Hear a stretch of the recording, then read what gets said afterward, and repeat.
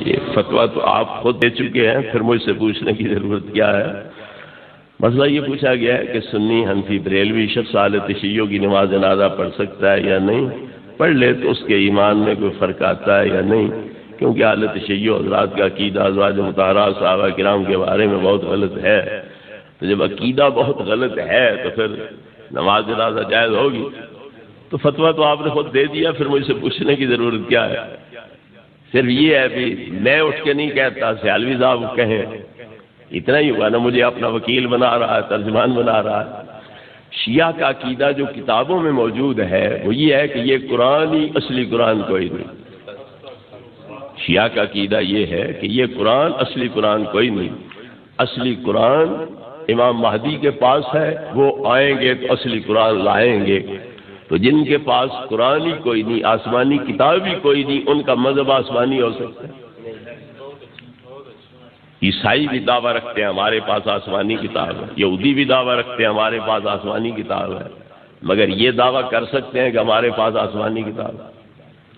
2000 سے زیادہ روایتیں معتبر کتابوں میں اور ثقہ راویوں کے ذریعے جو ثابت ہے وہ کہتی ہیں، 2000 سے زیادہ روایتیں کہ یہ قرآن اصلی قرآن نہیں۔ اگر وہ کہیں یہ روایتیں جھوٹی ہیں تو الحمدللہ ہم مانتے ہیں جھوٹی ہیں، مگر ایک مسئلے کے بارے میں جس مذہب کی 2000 سے زیادہ روایتیں جھوٹی ہوں، اس مذہب کے راویوں کا اعتبار کیا ہو سکتا ہے اور کتابوں کا اعتبار کیا ہو سکتا ہے؟ پھر سارے مذہب کا ہی صفایا ہو گیا۔ پھر صحابہ کرام علیہ رضوان 1,40,000 ہیں، ان کا عقیدہ یہ ہے کہ وہ سارے مرتد ہو گئے تھے، صرف 3 بچے تھے، حضرت مقداد، حضرت سلمان فارسی اور حضرت ابو ذر غفاری۔ حضرت سلمان فارسی اور ابو ذر غفاری نہ مہاجر ہے نہ انصار ہے، ایک حضرت مقداد مہاجر ہے، تو سارے مہاجرین بھی ختم، سارے انصار بھی ختم، ان کی تعریفوں سے قرآن بھرا پڑا ہے، سب کو مرتد کہہ دیا۔ چلو اس سے ہٹ کے میں صرف یہ کہنا چاہتا ہوں کہ نبی پاک کی تعلیم کا نتیجہ کیا نکلا؟ اصل پروگرام صحابہ کرام پہ اعتراض نہیں، اصل پروگرام نبی پاک کی نبوت ختم کرنا ہے، کہ جس نبی نے 23 سال محنت کی اور 1,40,000 بندہ تیار کیا، آنکھیں بند کی انہوں نے، یہ سارے مرتد ہو گئے، تو اس نبی کی تعلیم کیا ہوئی؟ اس کا اثر کیا ہوا؟ تو اصل پروگرام نبی پاک کی نبوت ختم کرنے کا ہے۔ ایک فرقہ ان کا غرابیہ ہے، وہ کہتے ہیں کہ جبریل نبوت تو حضرت علی کی طرف لائے تھے، لیکن حضرت علی اور نبی پاک کی شکل ملتی جلتی تھی، محمد ابن عبداللہ کی اور علی ابن ابی طالب کی، تو جبریل کو دھوکہ لگ گیا، مغالطہ لگ گیا، وہ بجائے علی ابن ابی طالب کو دینے کے محمد ابن عبداللہ کو دے کے چلا گیا۔ 23 سال تک مغالطہ جبریل کا نہ نکلا، وہ غلط فہمی اسی طرح قائم رہی، اور اللہ کو بھی پتہ کوئی نہ چلا کہ نیچے کیا انقلاب آ گیا ہے، میں نبی بنانا کس کو چاہتا تھا اور بن کون کیا ہے۔ تو ذرا اندازہ کرو کہ نبی پاک کی نبوت پھر یقینی ہوئی۔ اگر اللہ نے علی پاک کو بنایا تھا، بن محمد ابن عبداللہ گئے، تو پھر نبی پاک سچ مچ کے نبی ہے یا دھوکے کی وجہ سے نبی بن گئے، مغالطے کی وجہ سے نبی بن گئے؟ اصل پروگرام یہ ہے کہ نبی پاک کی نبوت ہی ختم کرو۔ ایک فرقہ، اس فرقے کو غرابیہ کہتے ہیں، کہ جس طرح کوا کوے کے مشابہ ہوتا ہے، اس طرح علی اور نبی پاک مشابہ تھے، شکلیں ملتی جلتی تھی، اس لیے مغالطے لگ گئے۔ باقی 1,24,000 پیغمبر میں کہیں مغالطہ نہ لگا انہیں، یہاں آ کے مغالطہ لگ گیا، اور پھر 23 سال وہی لاتے رہے اور مغالطہ نکلا ہی نہیں۔ حضرت علی کو بھی پتہ کوئی نہ چلا کہ نبی میں تھا، میں اپنا حق وصول کروں، تو انہیں بھی کوئی نہ پتہ چلا، تو انہیں پتہ کیسے چل گیا کہ حضرت علی نبی بننے تھے، جب علی پاک کو خود پتہ نہیں کہ نبی میں نے بننا تھا، میں اپنا حق وصول کروں، انہیں پتہ کہاں سے چل گیا کہ نبوت تو حضرت علی کو ملنی تھی؟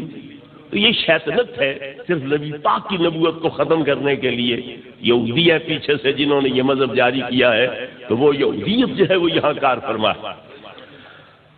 ایک فرقہ ان کا ہے کاملیہ، وہ کہتے ہیں کہ علی کافر ہیں، کیوں انہوں نے امامت کا دعویٰ نہیں کیا، باقی صحابہ کافر ہیں، کیوں انہوں نے علی کو امام مانا؟ کوئی نہیں، کون بچا؟ نہ اہل بیت بچے نہ صحابہ بچے، سب کا صفایا کر دیا، تو پھر کیا اسلام کیا باقی رہ گیا؟ جب علی پاک جیسی ہستی وہ بھی کافر ہے، باقی صحابہ بھی سارے کافر، تو پیچھے بچا کون؟ ان کا عقیدہ یہ ہے کہ حضرت عائشہ اور حضرت حفصہ رضی اللہ عنہا یہ دونوں منافق تھے، اور آخر دم تک منافق نہیں، بلکہ ایک مولوی کہتا ہے کہ ان کی توبہ بھی قابل قبول نہیں. یہ اگر کفر سے توبہ کرنا چاہیں تو ان کی توبہ بھی قابل قبول نہیں ہے. اور جو نبی کافر بیویوں کے ساتھ آخر دم تک نبھائے وہ نبی ہو سکتا ہے؟ لا تمسکوا بعصم الکوافر، اللہ فرماتا ہے کافر عورتوں کو اپنے نکاح میں مت رکھو. لا ہن حل لہم ولا هم یحلون لہم، نہ کافر مرد مومن عورتوں کے خامد بن سکتے ہیں اور نہ کافر عورتیں مومن مردوں کی بیویاں بن سکتی ہیں. تو پھر جو نبی ان منافق بیویوں کے ساتھ زندگی نبھاتا رہا ہے اس کی نبوت کہاں گئی؟ وَلَا تَرْكَنُوا إِلَى الَّذِينَ ظَلَمُوا فَتَمَسَّكُمُ النَّارُ، ظالموں کی طرف ذرا بھی جھکو گے تو آگ کا ایندھن بن جاؤ گے. تو پھر کافر مشرک ظالم ہے کوئی نہیں. ان الشرک لظلم عظیم، تو یہ ظالمہ تھی پھر نعوذ باللہ بقول ان کے. اور نبی پاک آخر دم تک حضرت عائشہ کے گھر رہے، وصال بھی آپ کا حضرت عائشہ کے گھر ہو رہا ہے. تو پھر نبی کریم علیہ السلام کا انجام کیا ہوا جب اللہ کہہ رہا ہے کہ ذرا بھی ظالموں کی طرف نہ جھکو ورنہ آگ دوزخ کی آگ کا ایندھن بن جاؤ. اللہ فرماتا ہے جاہد الکفار والمنافقین واغلظ علیہم، اے میرے نبی کافروں کے خلاف منافقوں کے خلاف جہاد کرو، ان پہ سختی کرو. اور نبی پاک ان کو بیویاں بنا کے رکھیں اور محبوب بیوی بنا کے رکھیں حضرت عائشہ کو، اور بیماری کے دن بھی گزاریں تو وہاں، اور آپ کی وفات ہو رہی ہو تو بھی حضرت عائشہ کے سینے کے ساتھ آپ کی پشت لگی ہو اور آپ کا چہرہ پاک حضرت عائشہ کی گردن اور چہرے کے ساتھ لگا ہوا ہو، اس حال میں وفات ہو رہی ہو. تو پھر آپ نے جہاد کیا منافقوں کے خلاف؟ یہ بھی تو منافق ہیں، جہاد کیا ان کے خلاف. اللہ نے فرمایا ذرا بھر میلان ادھر نہ رکھو، تو آپ نے یہ میلان چھوڑا، علیحدہ ہوئے. تو بقول ان کے نبی پاک کی حیثیت کیا رہ گئی؟ آپ تو ایک کامل مومن بھی نہیں رہ سکتے چاہے کہ نبی ہوں اور نبیوں کے سردار. حضرت صفیہ نبی پاک کی پھوپھی ہے. ان کا عقیدہ یہ ہے کہ ان کے بیٹے جو زبیر ہیں تو وہ حرامی ہے، حلالی نہیں ہے. تو پھر بیٹے کا قصور ہے یا ماں کا قصور ہے؟ اور ماں علی پاک کی پھوپھی ہے، نبی پاک کی پھوپھی ہے، اور یہ حرامی کہہ رہے ہیں حضرت زبیر کو جو ان کا لخت جگر نور نظر ہے اس کو. تو پھر نبی پاک کی پھوپھی کے بارے میں حضرت ابی طالب کی بہن کے بارے میں کیا عقیدہ ان کا ثابت ہوا؟ تو یہ بدترین دشمن ہیں نبی پاک کے بھی، اہل بیت کے بھی، صحابہ کرام علیہ رضوان کے بھی، اور انتہا درجے کے گستاخ ہیں اور قرآن کے منکر ہیں.